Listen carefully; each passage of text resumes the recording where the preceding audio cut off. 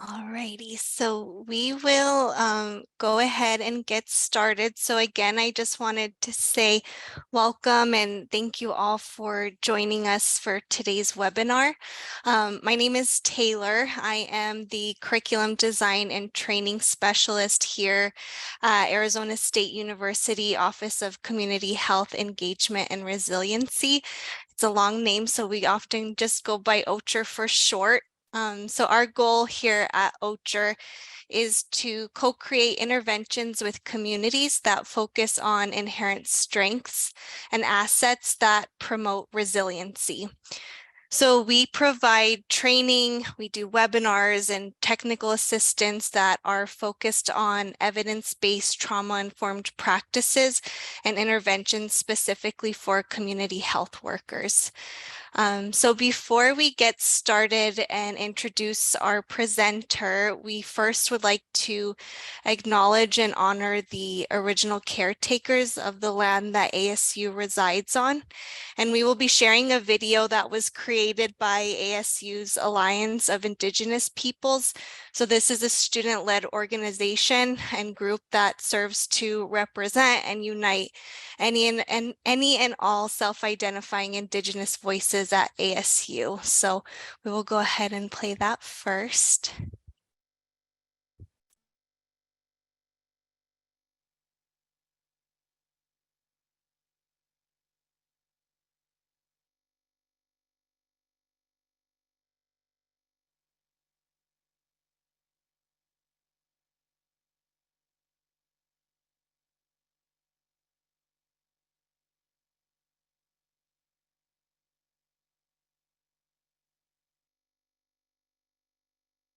Just be 1 second. Sorry about that. There we go.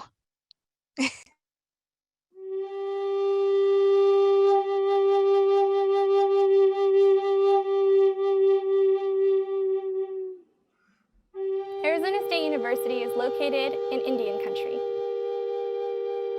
There are 22 tribal nations in Arizona.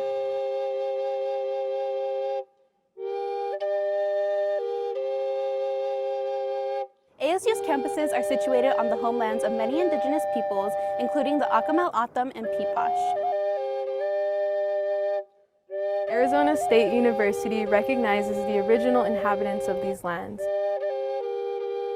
and recognizes that they still reside throughout the Phoenix metropolitan area. And we recognize the impact of their wisdom and generosity towards us.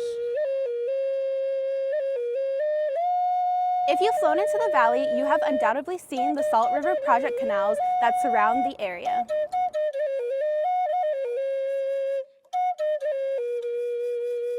Those modern-day canals follow the framework of the canals originally constructed by ancestral Sonoran Desert people, Huhukam, to make this area both livable and a place where peoples could thrive.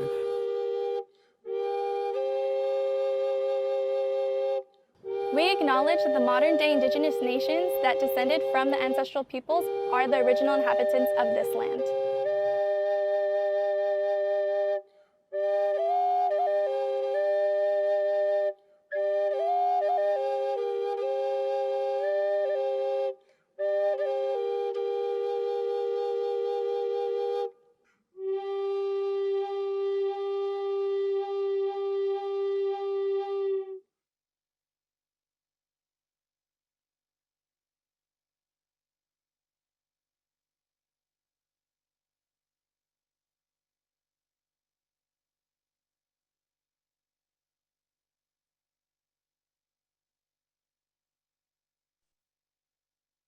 All right. So today we are presenting our webinar on trauma and advocacy. Our two presenters are Zoe Baccam and Zoe Somerville. So just a few housekeeping things before we get started. So if you have any questions during the presentation, please type them into the question box, which you can find at the bottom in your Zoom control panel. So we will make sure that all of your questions get asked by the end of the presentation. For any other comments, please, you can use the chat function throughout the webinar. We will be monitoring the chat in both English and Spanish. We also do have live Spanish language interpretation, which is brought to you by the Tucson Language Justice Collective and our two amazing interpreters, Natalia and Mari. So if you would like to use the Spanish channel, please click the interpretation button on the Zoom control panel at the bottom of your screen and select Spanish. And without further ado, I want to turn the time over to our presenters, Zoe and Zoe. So I'll go ahead and do a little bio about both of them, and then they will go ahead and get started. So Zoe Baccam is an MSW and PhD student at the ASU School of Social Work. We are also lucky that she is a research analyst here with us at ASU Ocher. She graduated with her Master of Public Health degree in One Health in 2022 and a bachelor's in public health in 2020 as well. Zoe's scholarship has focused on infectious disease and violence epidemiology. Her research interests include utilizing systems thinking for risk and prevention of violence and trauma in communities. Her previous work in evaluation focused on working with CHWs in Yuma, Arizona. Zoe Somerville is an MSW student here at ASU School of Social Work and a program coordinator at the Tucson Cares program, which is also through ASU Ocher. She has worked in direct practice with clients from diverse backgrounds, particularly those who have experienced trauma. Zoe works from an empowerment framework and supports clients in advocating for themselves on individual and systemic level. So we're excited to have them here and share all of their expertise, and I'm going to pass the baton over to them. All right. Thanks so much, Taylor. So as Taylor said, I'm one of the Zoes. And then presenting with me is my colleague and friend, the other Zoe. So I'll go ahead and share our little PowerPoint, and then we'll go ahead and get started. I'll share the correct screen this time. Okay, I think we're good. All right, so in the beginning, here we are. We're going to be kind of covering advocacy and trauma, especially in relation to like serving or helping professions, especially with community health workers. There are a lot of risk factors for things like secondary trauma or a lot of burnout. So just being able to navigate and work through that, and we'll kind of make our way through the webinar that way. All right, so we covered the land acknowledgement from ASU.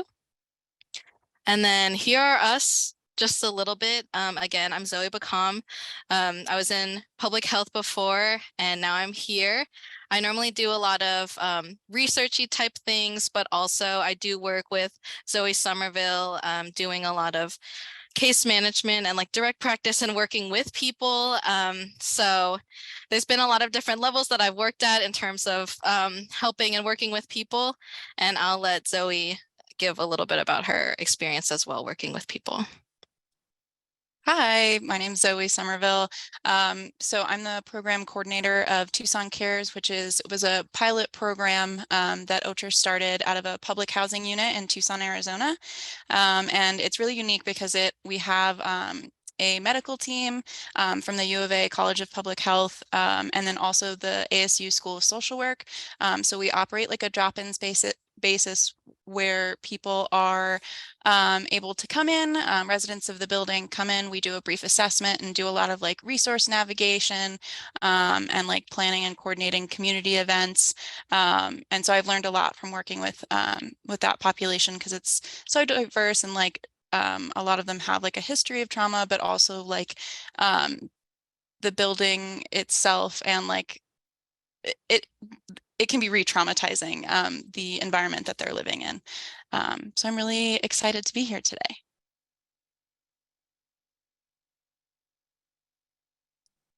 Okay. So just to cover some of the things that we're going to be discussing in the webinar, we'll be talking about things such as burnout and compassion fatigue. We'll be talking about advocating for yourself and for others, because both of those things are really important. And then we will also be talking about how to navigate burnout a little bit. And then we'll also provide some resources or some tools to gauge your own sense of burnout, but also to just, make yourself more aware of these things. I feel like a lot of times when we're helping people and we're kind of constantly on the go, those being able to recognize different patterns of burnout or compassion fatigue, a lot of those can become secondary to us, but we really want to make sure that everybody leaves here being able to check in with themselves and be able to really advocate for their own needs. So, firstly, we'll do a little bit of a check-in because I know we're going to get into a lot of topics. But firstly, we invite you to, well, you already introduced yourself in the chat, so thank you for that. But if you want to do another intro, that's totally fine with us. And also, what is your go-to karaoke song? Mine is Love Story by Taylor Swift because I feel like that one's always fun. And I feel like a lot of people typically know that one. So if I go to karaoke, I like it to be a group effort. So that's typically the song that I choose. All right, let's see. All right, we got cranberries. Cranberries. That's a that's a good one. Party in the USA is a classic. 9 to 5, that's a good one also. Vivian Mi Vida is a good one too. That's a good one. Careless Whisper or PYT. Yeah, I'm surprised I don't see a little bit more Michael Jackson actually in the chat. Bohemian Rhapsody. Yeah, I feel like I was gonna see that one. September is also classic.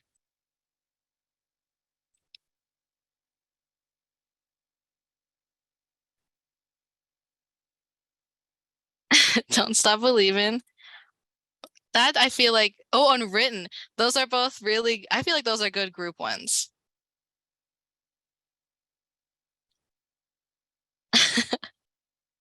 Hotel California. Benny and the Jets. Those are all good ones. All right. Thank you all for taking the time to share that with us. These are all really good ones. And yeah, we really appreciate that everyone is taking the time to kind of share that with us and be able to, I know it seems kind of silly, but just being able to talk with us and not always have to talk about work and all the things that can kind of consume us a little bit. So I think it's great that we all took the time to check in a little bit. All right. Also, while we're kind of adjusting and getting into this space, we also wanted to offer a content warning here. Some of the topics in this webinar are sensitive in nature or can be sensitive in nature. So we want to encourage you all to please take time to take care of yourself throughout this webinar. And that can include stepping away if you need to, leaving the webinar and coming back, or just leaving the webinar in general. Just if anything comes up that makes you uncomfortable or triggers you in any type of way, that's something we are aware of, and we encourage you all to take care of yourselves in this moment. And with that, we'll go ahead and get into it a little bit. So I wanted to start with defining burnout. It's something that I think we hear a lot, but I liked the way that this quote kind of explains it. So it being a psychological syndrome that involves like a prolonged response to chronic interpersonal stressors on the job. So it's having that like chronic stress response or having that like sensation of burnout when you do have like a high stress job, which it sounds like a lot of us do. So some of the factors that can impact burnout. I like to highlight kind of starting with like sometimes there's a lot of limited pay. There's not enough like supervision or like getting feedback and guidance from your supervisors. And sometimes there's just not enough work benefits. So maybe you don't get paid time off or your insurance benefits aren't enough.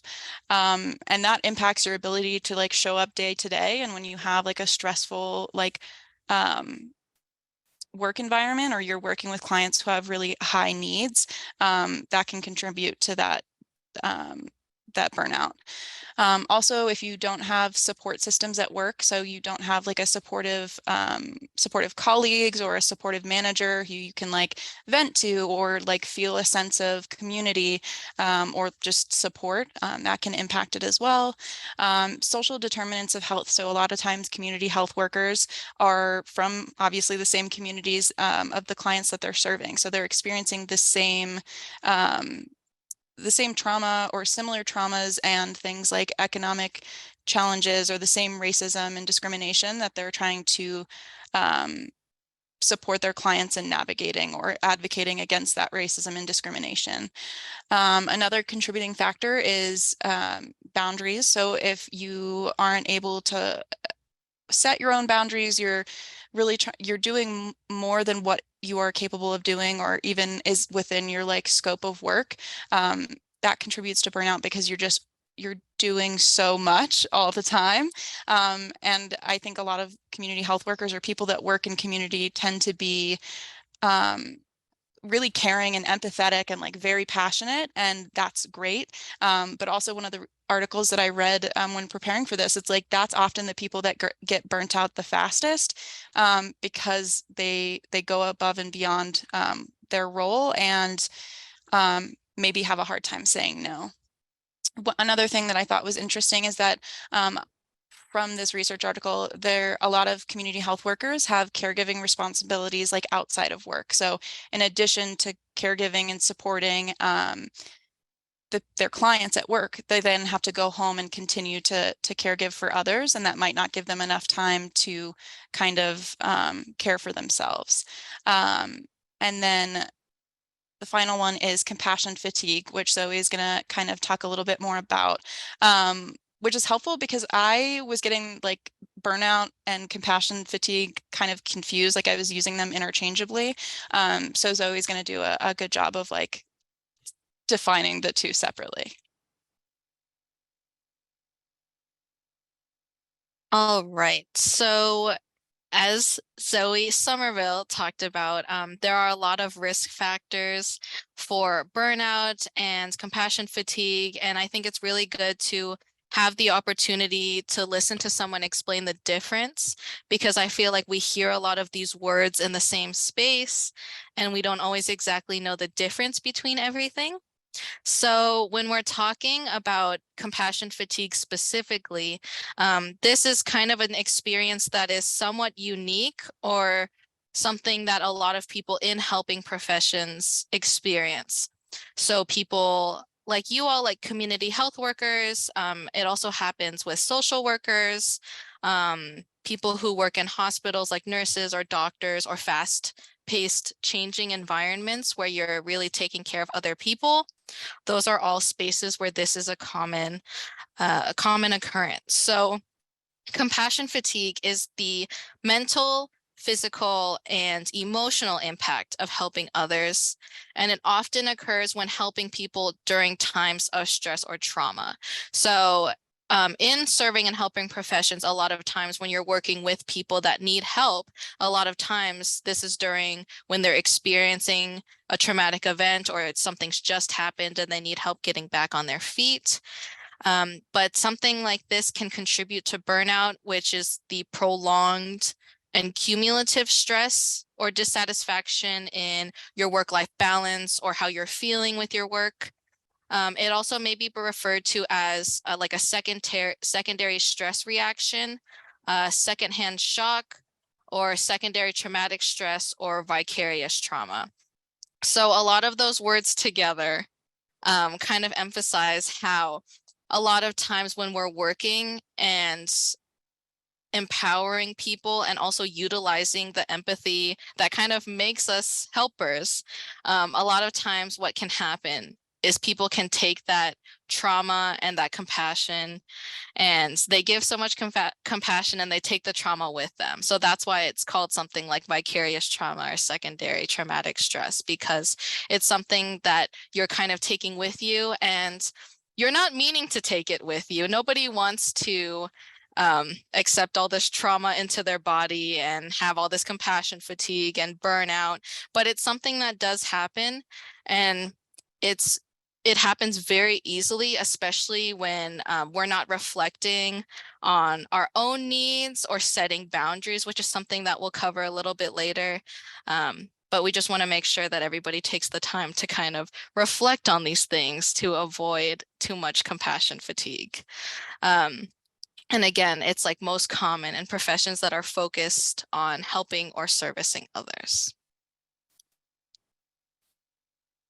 So some triggers of compassion fatigue. Some of these can include providing care that introduces you to extreme issues.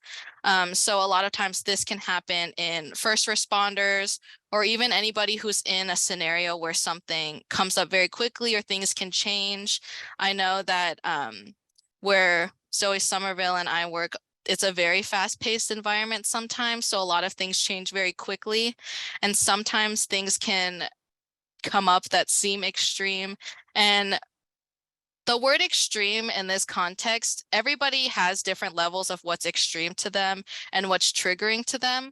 So there's no way of defining what that means, but if there's something in your job that introduces you to something that is triggering for you, that is an extreme issue for you. Also, another trigger could be being physically or verbally threatened when providing care.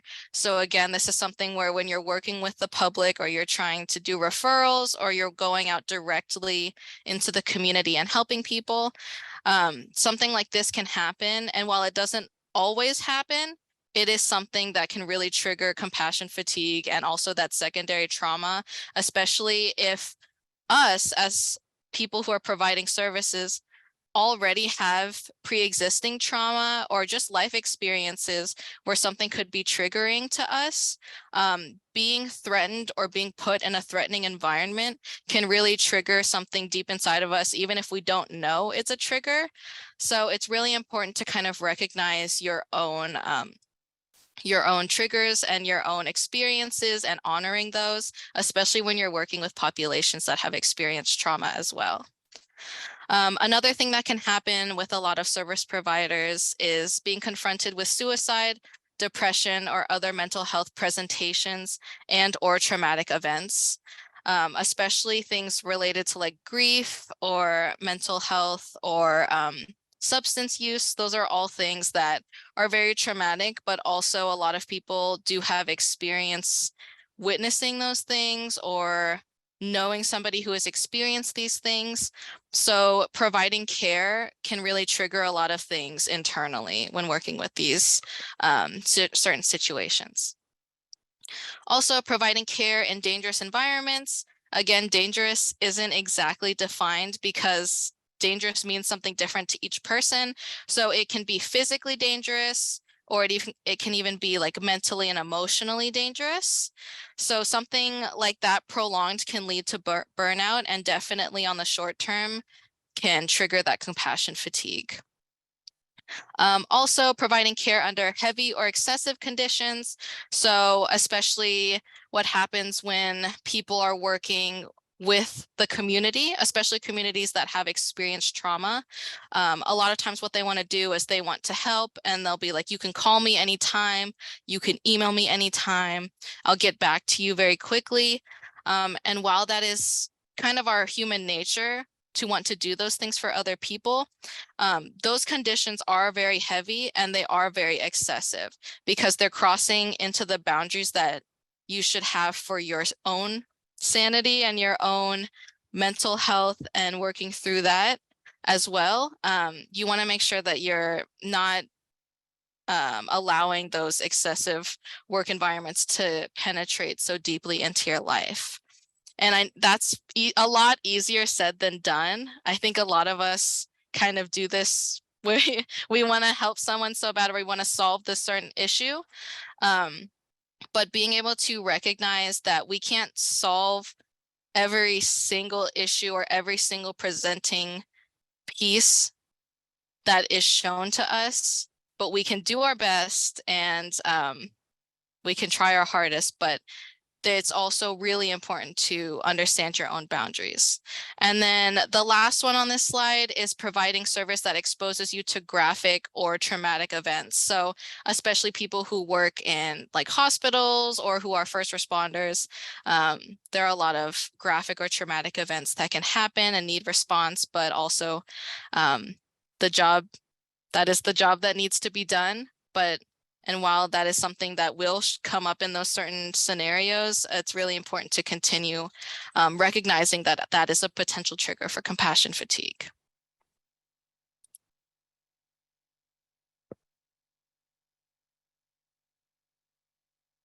So in terms of symptoms of compassion fatigue, you might experience mood swings, a feeling of detachment, either from yourself or like your family members or clients or coworkers. You might be at an increased risk of addiction or feeling anxious or depressed. You might have trouble focusing or being productive. You could have trouble sleeping, so either sleeping too much or not being able to sleep, feeling exhaustion, being fatigued, having headaches, changes in appetite, having digestive problems, so like your stomach hurts all the time or hurts when you're going to work.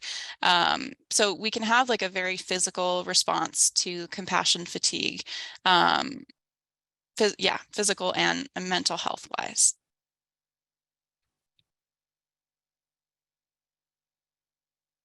So I think this is a really interesting scale that can be helpful. It's called the Professional Quality of Life Scale.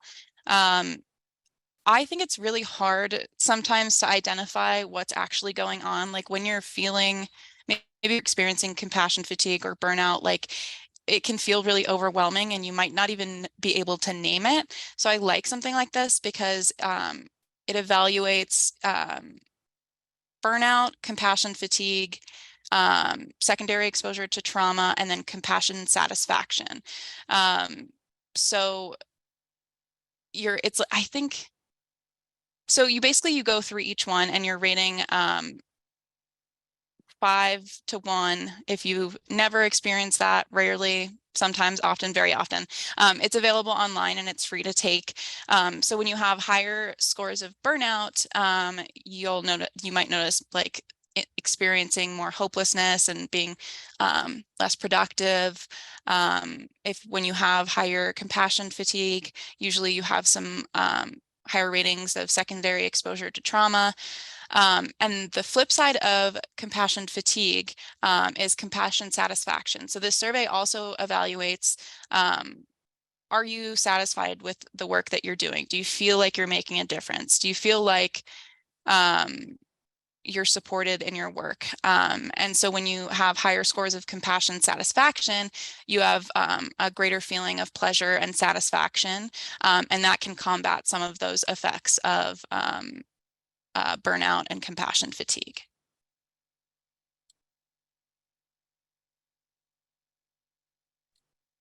So moving forward, we've kind of talked about all the heavy stuff, but like, what can we do? That's kind of the big question. One thing that anecdotally for me has really helped is focusing on interpersonal connection. And I know a lot of people will say that, like, lean on your family or your friends or your social network. And I know that that's really supported in a lot of areas, but honestly, that has really helped me, especially working in an environment that can change very quickly, or things, a lot of times with social work or with community health workers, when you're working as an advocate and navigating like social systems, benefit systems, things like that. A lot of times that is a lot of interpersonal connection because we're on the phone constantly, or we're meeting with people constantly. And that while that is interpersonal connection, it's not the type that fulfills you, and it's not the type that uplifts you. So really focusing and being intentional with your interpersonal connection, and being able to rely on people who can help replenish your social battery and just like make you feel better. And I know it seems really exhausting after talking with people all day to go and talk to more people all day, but just making that effort can really help to offset some of the tiring interpersonal connection you've had all day. Another thing is to recognize things that help you feel replenished. So whether that be like working out, which is not always something that makes people feel replenished, but I know some people feel that way. Or just like stretching, or drinking a lot of water, cooking, just recognizing things. I think a lot of times with helping professions, all that runs through the mind is like, what's going to happen at work? How is this person doing? How's my client doing? I wonder if they got their referral. I wonder if they got any resources. And it's difficult to not have those always in our brain, but I think it's important to recognize things that make you feel replenished, and being very intentional on focusing on that and taking time for yourself. And I know that maybe like one fleeting thought of like, oh, I wonder how that person is doing. That is very common, and it'll pop into your head. But just allowing yourself to have that thought and then letting it go. But not always dwelling on it outside of work hours, and being able to take care of yourself, especially as Zoe Somerville was talking about earlier. There are a lot of people in helping professions that have caretaker duties outside of their work that feels like caretaking. So being able to focus on replenishing those connections with your family, or whoever you're taking care of, or whoever you're with, is really important in that time. Another thing is to have honest self-reflection and time to allow yourself to feel. So I think a lot of times what happens with helping professions is that everything is kind of very fast paced. So people will see a client, and then they'll go and they'll drive and they'll see another client, and then they'll go and they'll see another client, and then all of that happens. And a lot of times there are a lot of traumatic things that are said to us, that we are seeing, or just that we're experiencing. And the fastest way to continue working on is to shut the negative feelings out. So kind of feeling very apathetic, so not feeling things, kind of that numb feeling. That is a very common reaction to trauma and to stress. And while that does make it easier to complete the job at the end of the day, it does not help in any way with that compassion fatigue and burnout, and it actually contributes to those things. So actually sitting down and having an honest self-reflection to yourself, and I'm not saying honest as in, oh no, I'm okay, because sometimes you're not okay, and that's completely valid.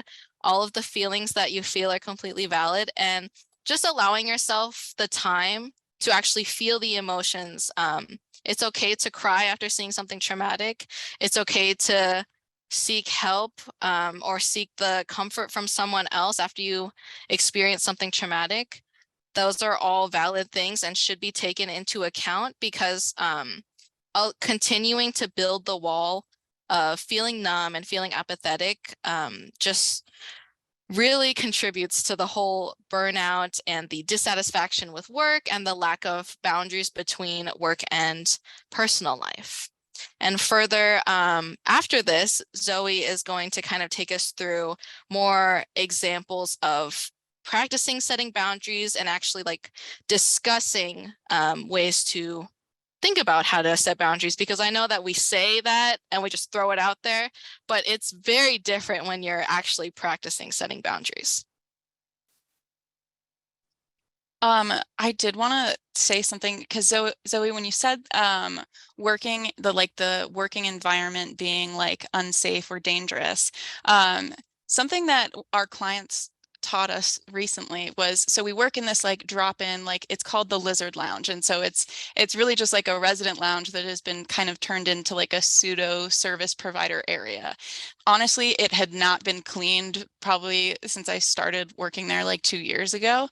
And it smelled weird. There were like bugs, and we would come in and there would be like popcorn.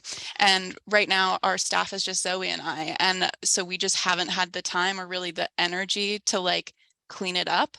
And a group of residents actually came in, they like cleaned all the floors, they threw away all the trash, like all the boxes, because it's also used by like for like movie nights and stuff. So it's like a multi-purpose space. But we walked in there and it like smelled clean. And I noticed like how much that like uplifted me. And like, I felt more prepared to like deal with what people were about to come tell me, because I felt like safe and comfortable in the space. So I just think that's interesting. And I know we a lot of times don't have control over our working environments. But that was a moment of like self-reflection for me, and that like, oh, maybe the physical environment does really matter. Like, and maybe there are things that I can prioritize to like make this space feel safe and clean. And yeah, so that was a cool experience that we had. Okay, so boundaries. I like to have like very practical practice activities, and like I'm a script writer for myself, because if I'm gonna like set a boundary, I kind of get nervous. So we'll go through an activity, and yeah, we'll do the activity first. Zoe, would you mind pulling that up? Awesome, thank you. So I found this guide. So defining healthy boundaries is pretty personal. I mean, we can all talk generally about like avoiding doing things that are like don't feel safe to you, or you might have boundaries that are like set up by your agency and what is and within your scope of work. But I think taking a second to clarify what your boundaries are or your limits are emotionally, mentally, physically, and spiritually is really important. So it requires you to like sit down, paying attention to yourself, and notice when things are becoming uncomfortable or intolerable. Because that, if you can't consciously come up with like situations of what your boundaries would be, you can get curious about what are moments where you feel uncomfortable or unsafe. And remembering those moments can then help you figure out what the exact boundaries are. And your feelings can give you a lot of guidance. So discomfort, resentment, and guilt can be cues on when you need to set boundaries. So discomfort, like maybe a client asks you to do something that you really don't feel comfortable doing, whether it's on like a personal level or you're not allowed to do it because of your agency rules. Resentment, you might be doing too much. So you're doing something for a client or a coworker that you don't want to do, but you feel like you have to because you don't want to disappoint them. Then that resentment can come up. So that could be a moment where you identify that like, oh, that's where a boundary needs to go. And the third one is guilt. So you might start feeling guilt because you don't immediately pick up the phone every time a client calls, or you're not working on the weekends.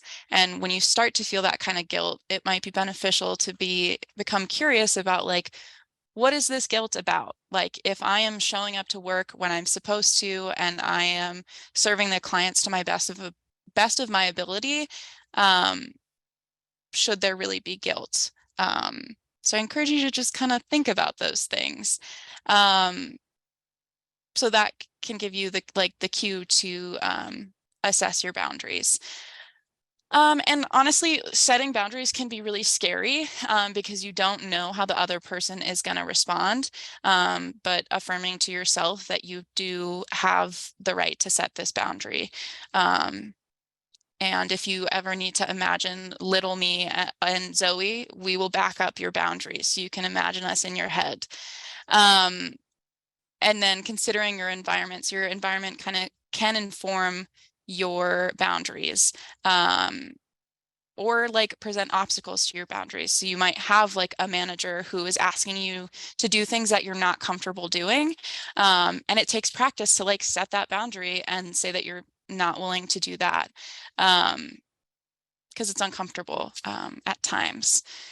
And so well, I'll put this in the chat. So you'll utilize these strategies. We can kind of keep talking about it together, but I'll also drop the link in the chat if, Zoe, will you scroll down to the next page? So this is an activity that I invite you to do at home if you're interested in it. I'm going to put it in the chat really quick. I like this because you can really define the boundary and like how serious you are, or like, is this something I'm willing to be flexible about on a case-by-case basis? Or is this something that's like a hard no? Can you? Okay. And then will you scroll back up, Zoe?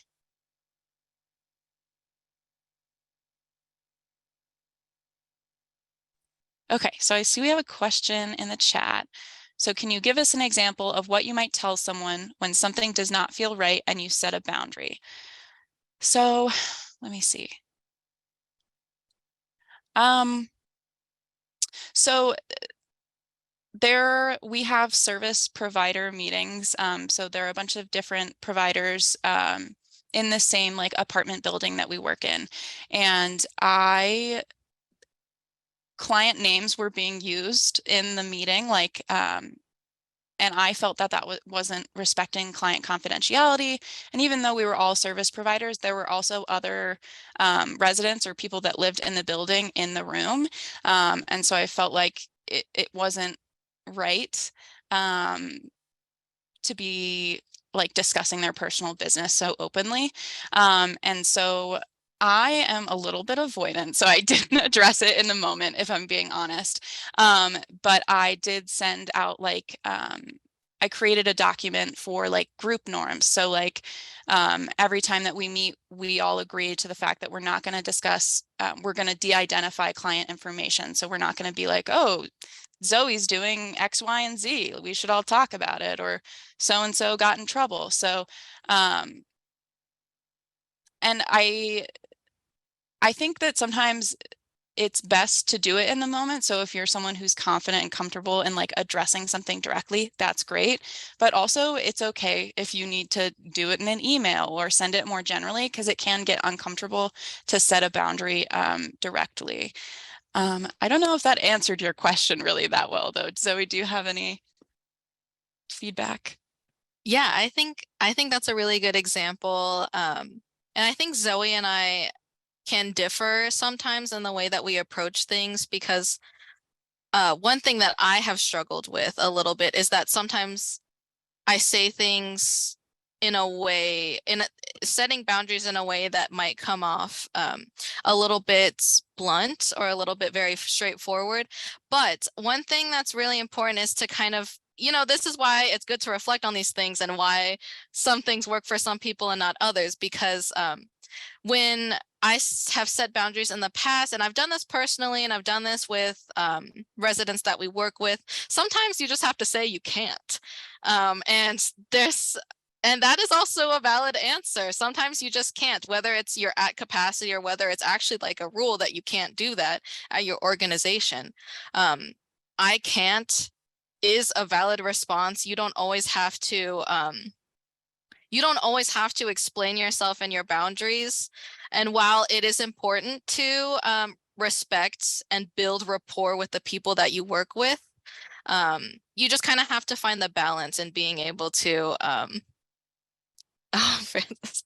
Yeah, I think we can have a little bit of the same problem, me and you, where it's just like it comes out. But there's a way that you can find a balance, like the way that Zoe handled that situation. Zoe read the situation, especially with the way that there were different power dynamics in the room, especially with there being service providers and representatives directly from the community. If in that situation, she used like a tactic that was a lot more blunt and straightforward, there might have been some consequences there, especially in terms of the power dynamics and what people from the community were going to see and how people were handling situations on the service provider side.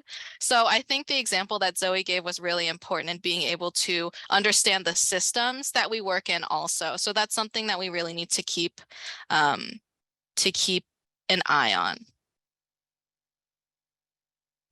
I also have when we'll go back to the PowerPoint in a second, but I have some phrases that are like softer when you like need to set boundaries and aren't sure like how to say it.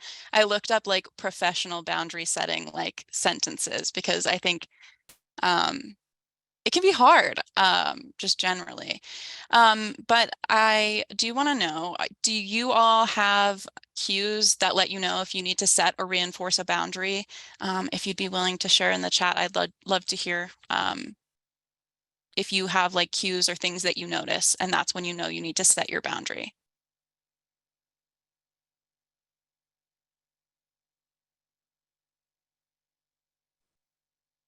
While we wait for the chat, Zoe B, do you have, not to put you on the spot, but do you have one?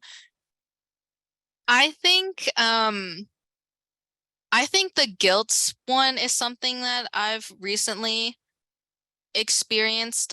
For those that don't know, I am like somewhat new to the world of service providing. I've only been doing it for like a year. I used to be quite like a population-based person before. So coming into this, I feel like I was really ready to get into it and go. And I was definitely not like making sure that my boundaries were pretty strong and I was very flexible with everything. And then afterwards, I kind of overcommitted and I felt that guilt of not being able to uphold everything or that, that I wasn't doing enough. But yeah, that the guilt one was really big for me as someone who's kind of newer to the field.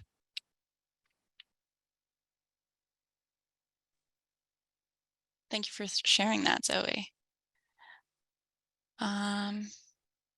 Yeah, Maureen, I think you make a good point there with setting boundaries. It's especially hard to set boundaries with a supervisor because when that power differential is involved, there's only so much you can do. And it's disappointing, but like having a good support system and a manager or supervisor that respects your boundaries is really important.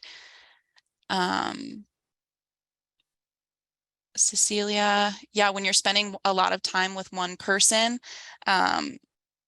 more than you normally would with someone else, setting limits on how long and how often you meet is really helpful.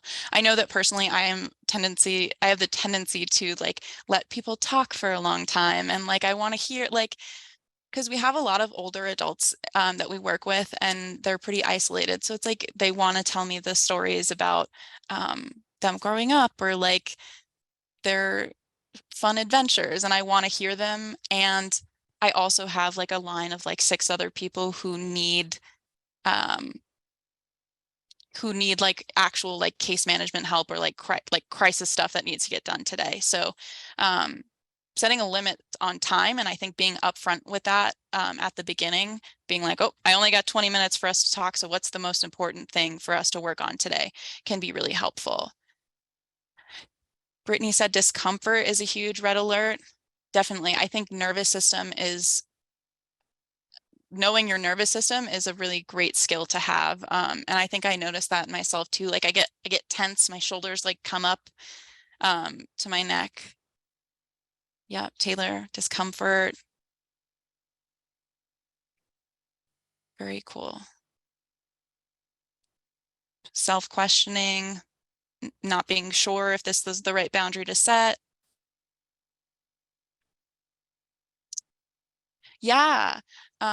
Leanna, thank you for sharing about mind wandering. I think that's a big one. Like I know I've been guilty of that too. Like sometimes it's hard to sit and focus and listen and be active listening, especially when the content is traumatic. Like I think sometimes people learn to like dissociate or just like kind of not listen even or disengage emotionally because there's something so traumatic coming at them from what the client is sharing. So you really need to take care of yourself so that you can be present and in the moment. Definitely. Being connected with your breath. That's great. Awesome. Thank you all for sharing. I really appreciate it. Okay. Yes, thank you guys so much for sharing with that. I encourage you to try the worksheet at home. And then Zoe, can we pop back to the PowerPoint? So here are a few phrases that I think can be helpful when setting work boundaries, either with a client or with a supervisor when possible. So I need to set my boundaries around my work hours to maintain a healthy work-life balance. I'm not able to work on weekends, but I'm happy to prioritize this task on Monday because I think it can be easy to be like, oh yeah, like I'm happy to do whatever you need me to do whenever. But I encourage us all to not feel guilt in saying that like this doesn't need to happen over the weekend, or I have my set working hours, this is what I was hired to do, and that's when I'm going to do it. But I also recognize that comes from a place of privilege, and that like not everybody has a boss that is willing to hear that, and you might be fearful of like maintaining your employment if you're setting a boundary. But I'd like to at least discuss tools that like if you can try to set a boundary, or if you notice that these boundaries aren't being respected, that maybe it's time to look for a different workplace. The third one, like maybe you're in a meeting that is entirely too long, and just being honest and saying, I need to take a break and refocus, and then I can come back with fresh ideas. Zoe and I are big fans of lizard time, and that we need time to go stand out in the sun, because that helps us regulate and just because at some point it can just become overwhelming and you're not really getting anywhere in that meeting. And then the last one, I choose not to share my social media with clients or coworkers. I said choose. You can also just say, I'm not allowed to. Whether that's true or not, you don't have to explain. But I think having that boundary around social media is really important, which I'm sure a lot of people have that training or policies from their agency. So.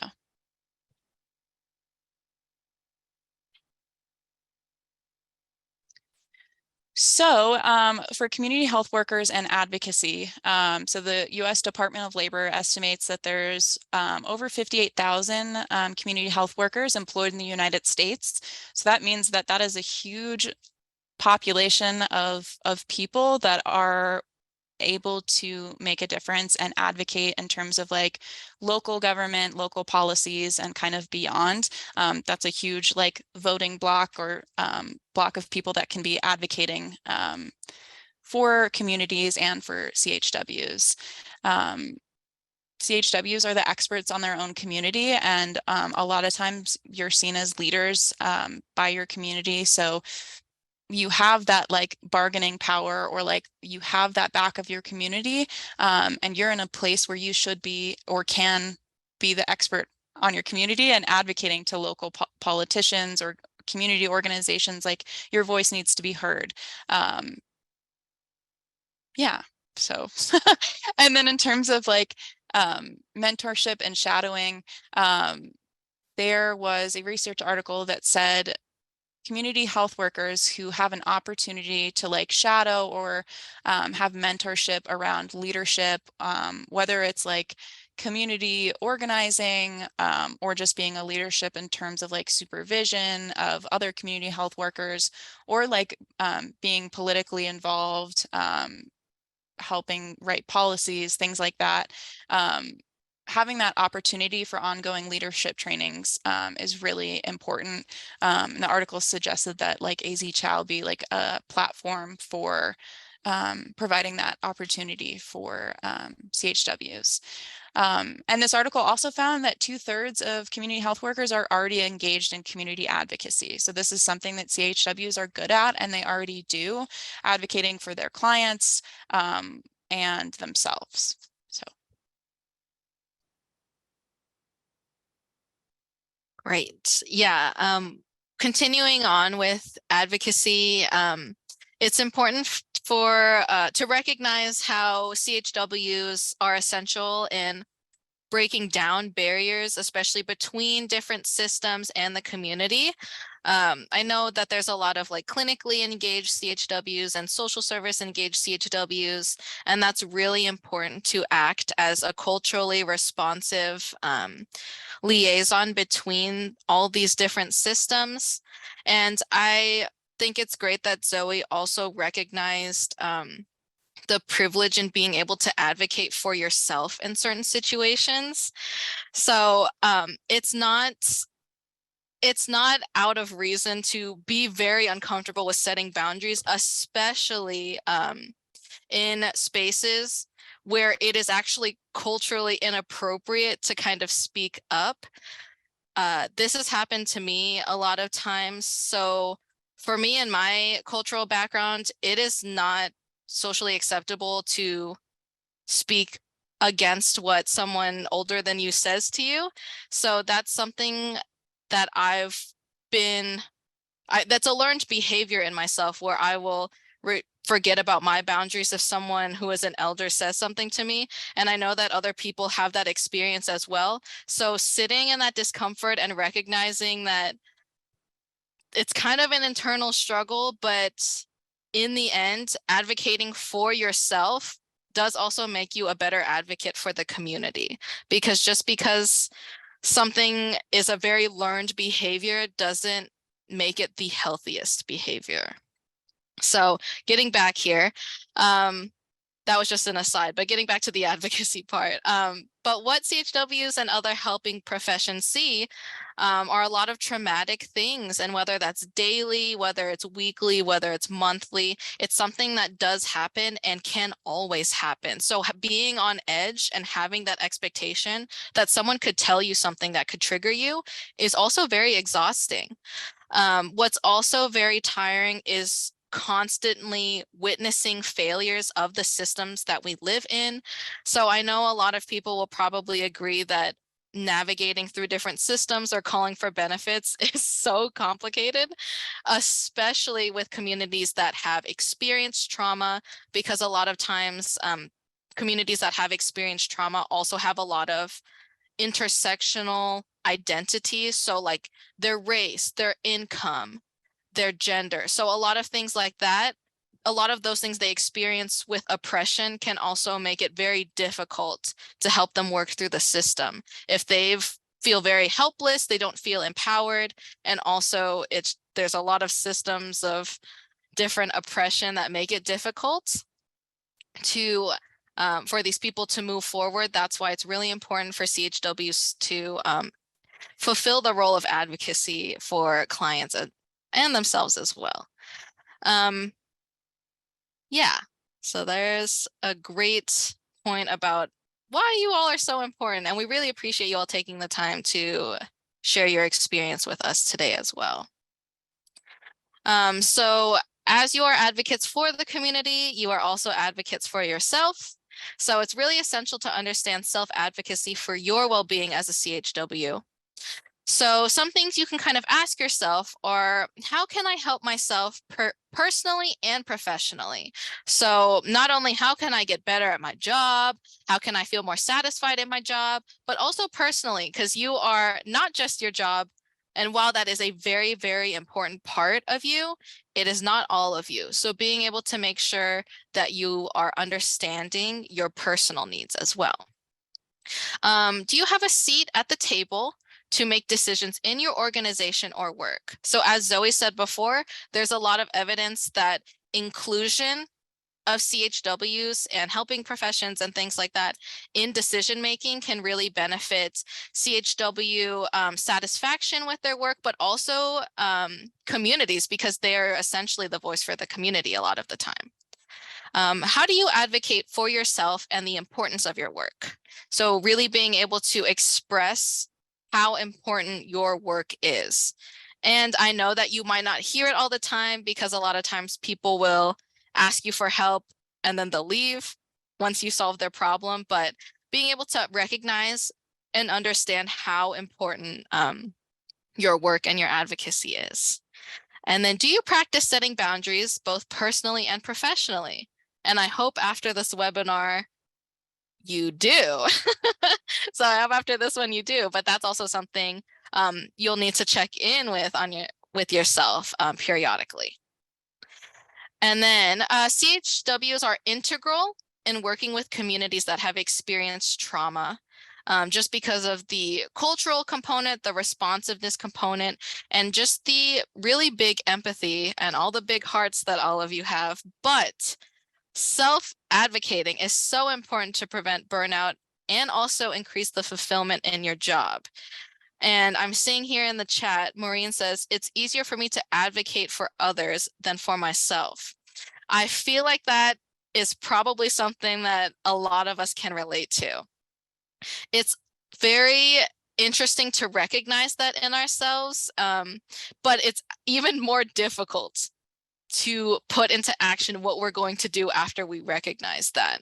So hopefully being able to practice and be really intentional about yourself and your boundaries is really, really important. And that it's not a sprint, it's definitely a marathon, and it's something that you have to make an effort to do every day. And we want to also make it aware that it's okay if you catch yourself slipping into behaviors that aren't very healthy or very boundary setting, because we all will slip up. It's not a linear path. Being able to heal and being able to set boundaries and being able to work on yourself is a process that happens over a lot of years and probably will be happening forever. But as long as we take the necessary steps, that's very important for ourselves.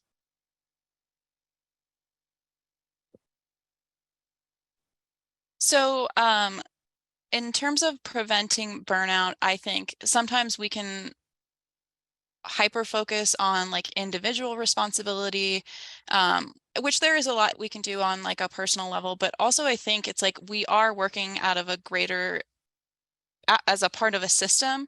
And I think it does a disservice to the workers and the people who are doing the day-to-day work to shift the responsibility all onto their backs, or and saying like, oh, well, you just need to like set boundaries, or you just need to take a walk, which both can be very helpful. And it's important that agencies make conscious decisions to support their community health workers and social workers, and just to ensure like they're supporting them in the best way that they can, and to avoid compassion fatigue and burnout. So some suggestions here for agency responsibilities for those of you who are in leadership positions or plan to be. It was shown that having autonomy over what projects that you work in, and flexibility in your hours were really beneficial in preventing burnout and supporting CHWs, and having the leadership or the power and the autonomy to work directly with community leaders was really important in the work that CHWs were doing, and preventing that burnout. Collaboration and supervision. So having like a supervision framework. So there's a date, a weekly or bi-weekly time, or whenever you can meet with your supervisor to talk about the challenges that you're having, to set goals, to just get support and vent and identify what blockages there are to the services that you're providing or what might be contributing to your burnout. And then opportunities for leadership training so that you have the opportunity to like grow professionally if that's something that you're interested in. Obviously, like paying a living and a fair wage is really important, and that contributes to not experiencing burnout, and like sick and vacation time, like we talked about. And I kind of duplicated this on the slide, I just realized, because it's also under benefits. But I think more when I was talking about collaboration and supervision is also you're allowed to collaborate with your coworkers or your peers and your community. So when everything is not on your back, that's helpful. And like when you're allowed to ask for help and piece together support so that you can all move forward in addressing clients' needs and improving the well-being of your community, having support is really important.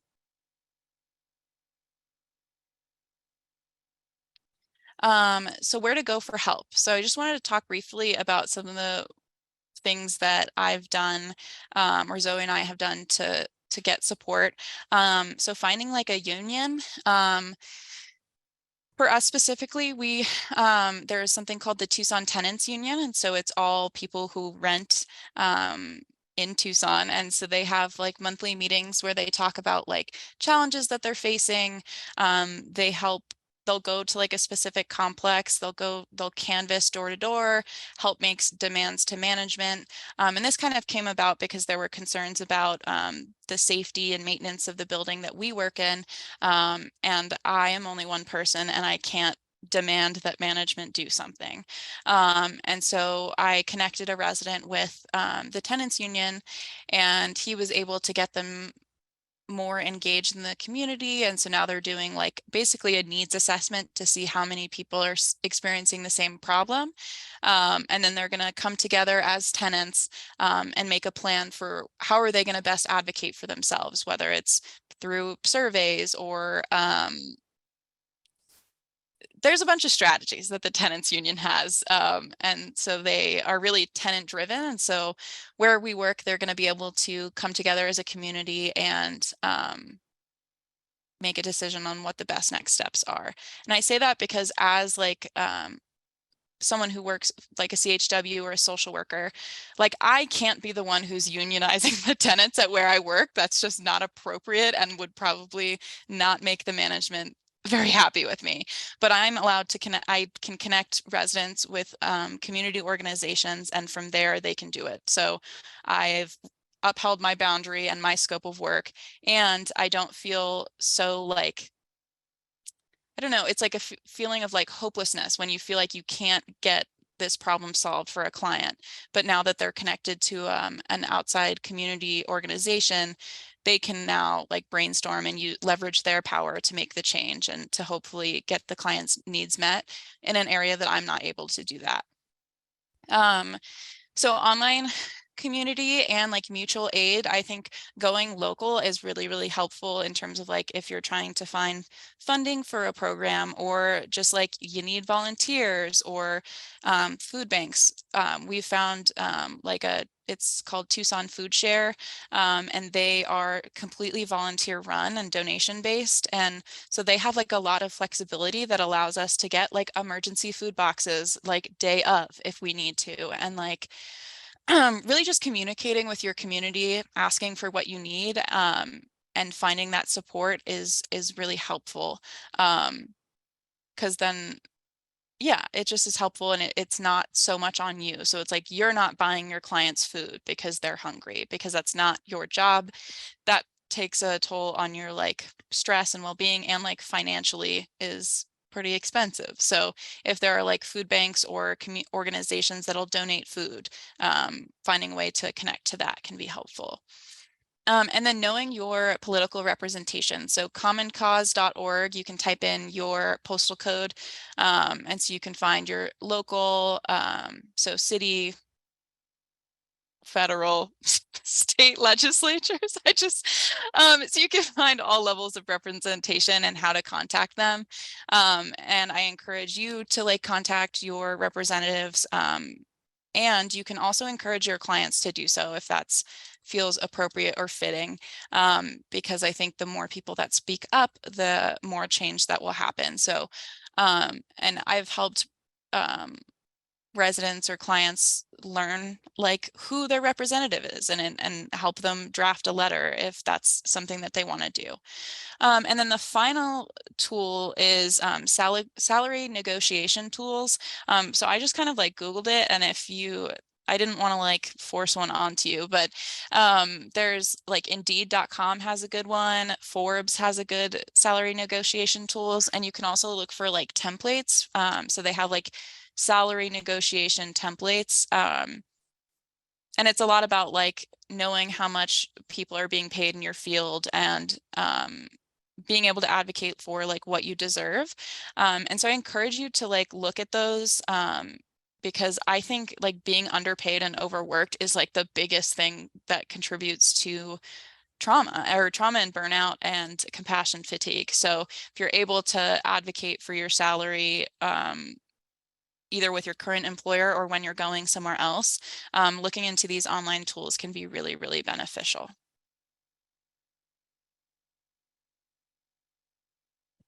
All right. So we've kind of talked about these different levels within the system, the individual, the big systemic factors. There's a lot of things that go into advocacy, and there's a lot of things that go into trauma, a lot of things that go into burnout. But when you're navigating through these things, as we said earlier, it's an ongoing process. But just wrapping it all up a little bit, it's really important to note that the topics that you might be seeing are going to or might trigger things in you that you might not even know, or that you do know, but it is always something that could possibly happen. But identifying your own triggers to better understand how you're going to react and how to set boundaries when working in situations that could expose you to them. So if you're going to see a client that you know has a trauma that could trigger you potentially, being able to raise your boundaries in that certain setting is completely valid to protect your space. And I know that you might feel that guilt, or you might feel that resentment, or those kind of trigger feelings, or you might feel your heart rate increase.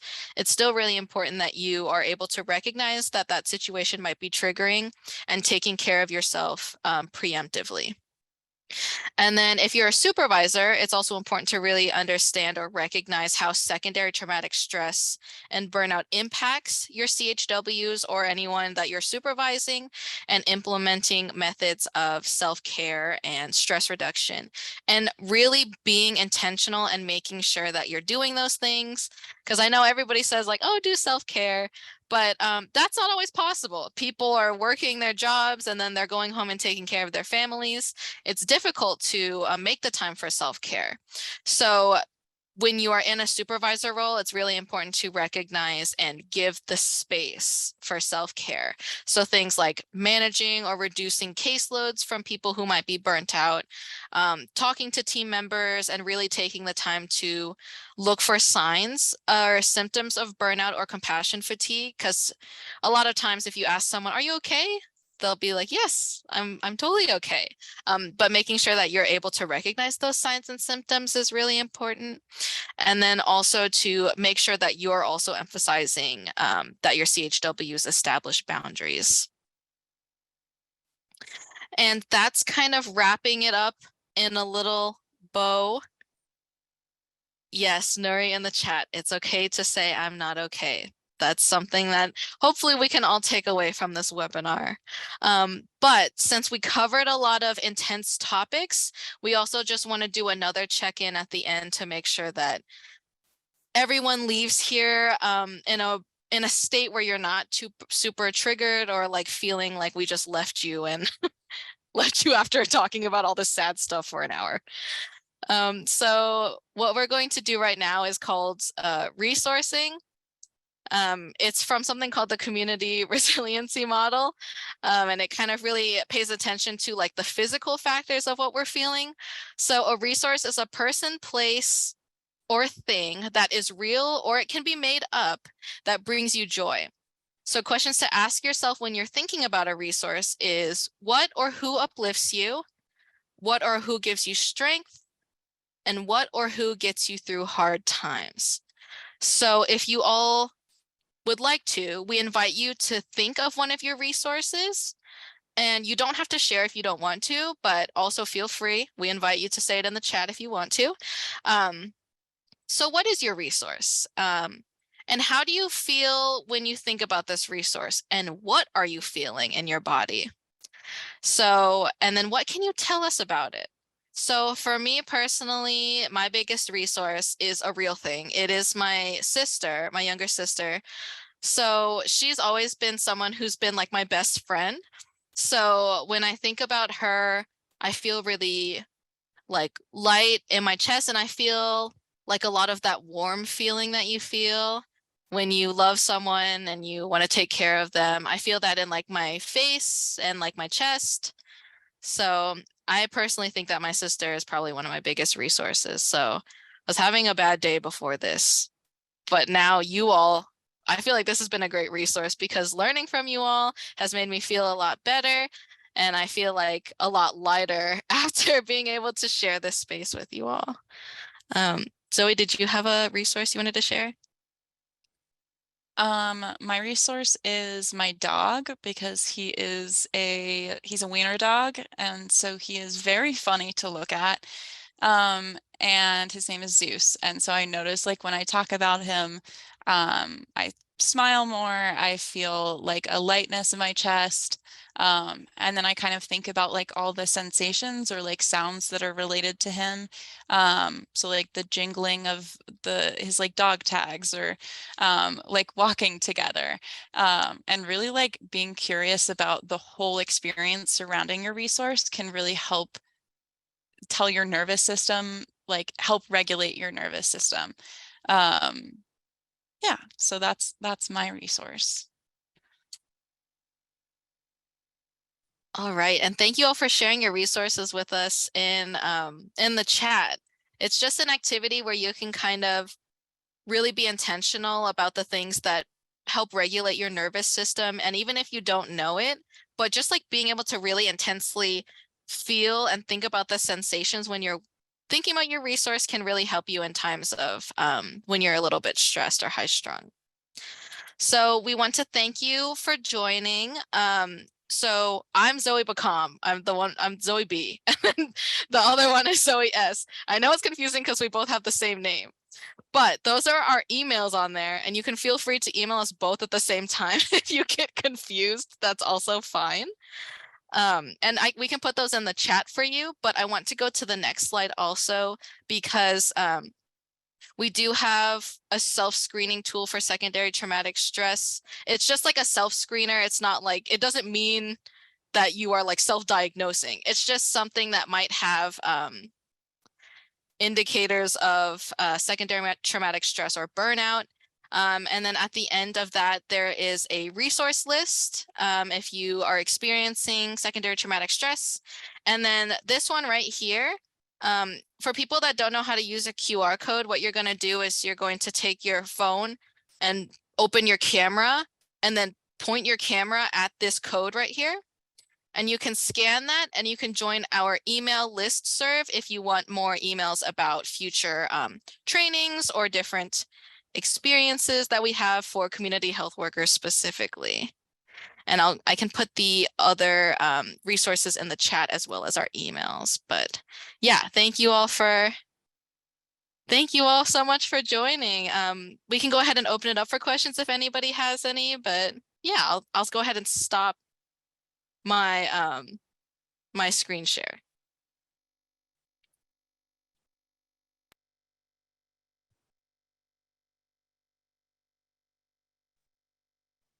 So while we wait for a couple questions, let me double check the chat. So one question that did come up was, how do you navigate boundaries when your boundaries and the cultural norms clash? Yeah, that is a very good question. So this is something that I had really struggled with as I was growing up. And I think a lot of people probably have this experience. So my parents are immigrants and they have certain ways of thinking that were not completely healthy, especially related to like mental health or, like burnout and things like that. I was very much a very go, go, go person, and I've always been that way. And when I made the decision to kind of pursue more of a helping profession, that wasn't medicine. That was something that really caused a rift between my family and I. But one thing that helped me navigate that is that I focused on what was really beneficial for me personally. So I know that a lot of communities are very collectivist, where we think about like what our neighbors are going to think of us, or what all the people down the street or other people in our community will think of us. But being able to also have that balance in understanding like what's best for me and what's going to make me happy, and also just exist in a realm where I'm not stressed all the time. Being able to emphasize that really helps my family come around. And even though it was very scary at first to set those boundaries, it ended up being for the best, because our relationship got a lot better, because I felt a lot happier and I felt a lot more fulfilled in life, and I felt like I was able to give more love to them and the rest of my family, because I was more content with giving love to myself. So navigating cultural things is very difficult, but also you just kind of have to stick through it in a weird way. Thanks so much, Zoe, for sharing. Right. Well, thank you all so much for joining us. It was really a great presentation, and we want to thank both of our Zoes for sharing their expertise and some personal, experience that they have had. And it was really great to be able to share this space with you all today. Thank you. Thank you everyone for joining.